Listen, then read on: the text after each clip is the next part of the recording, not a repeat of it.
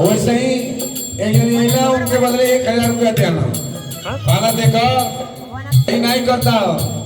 मान ला जेकर में हरारू गोर पाव करे खातिर तो तू तारीफ कर देला का देला आज जेकर में हरारू सावर बाबू का करी तब कहली भैया उनहु खातिर बा तो उनहु के तारीफ में कहली का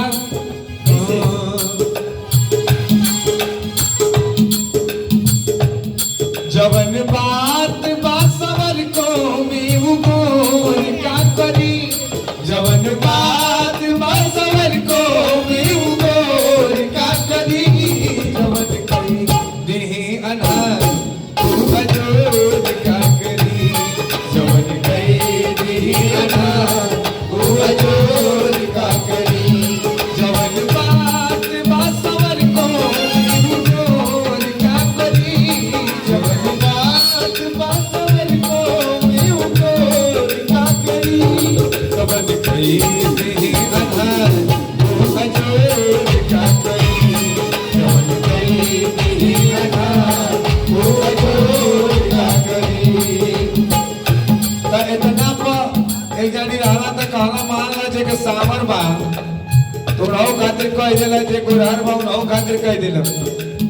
आ मान ला जे दोनों मेर के बा तो उनके खातिर तो रहो खातिर कहले तो वो ले आके दे हम कहला गावा नहीं तो बहुते बा हम नहीं देखा थे यहाँ से जाना है पाए पहले तो कहली और काली का कि जैसन सोचली रहनी कि जैसन सोचली रहनी वैसन धनिया मोर बाड़ी सावन न गोर बाड़ी जैसन सोचली रहनी वैसन धनिया मोर बाड़ी सावन न गोर बाड़ी कदम छरहर पातर मोट गोरे गोर बाड़ी सावर न गोर बाड़ी कदम छरहर पातर मोट गोरे गोर बाड़ी सावर न गोर बाड़ी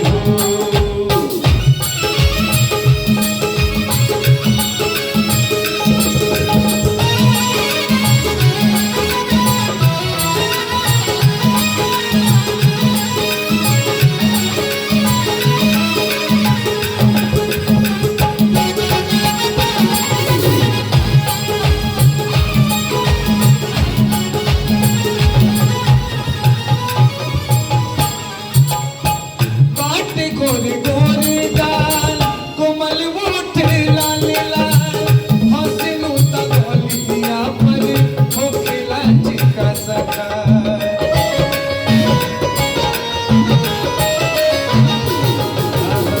बाटे गोरे गोरे गाल कोमल ओठ लाल लाल हंसलू त गलिया पर होखेला चिका सका बड़ा नीक लागेला बलम जी के बोलिया जब से ले आइल बाड़े हम घर डोलिया जब से ले आइल बाड़े बनके हमरा जिंदगी में आइल अजूर बाड़ा सावर न गोर बनके हमरा जिंदगी में आइल अजोर बाड़ा सावर न गोर बाड़ा संग सोचली रहली वैसन धनिया मोर बाड़ी सावर न गोर बाड़ी संग सोचली रहली वैसन धनिया मोर बाड़ी सावर न गोर बाड़ी संग सोचली रहली वैसन धनिया मोर बाड़ी सावर न गोर बाड़ी वैसन धनिया मोर बाड़ी सावर न गोर बाड़ी सावर न गोर बाड़ी सावर न गोर बाड़ी।